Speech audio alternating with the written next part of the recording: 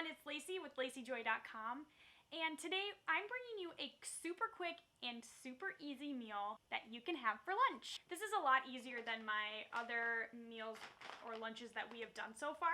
So right now I have water boiling. I'm going to make some rice, and my grocery store since the pandemic has been out of the easy cook rice things, but if you want to make this even easier, you could use one of those rice cups or rice packets. And once the rice is done, I am going to put a Chicken Creations teriyaki and also some frozen broccoli.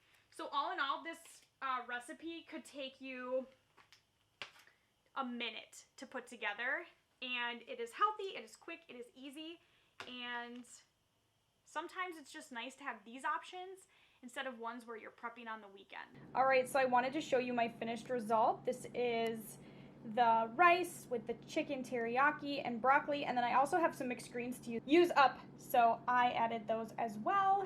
Remember, you can also not just use the chicken, but you could do the tuna sensations, or they also make salmon, and you can also choose a different vegetable and make it your own.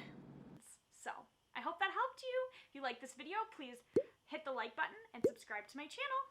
Bye guys!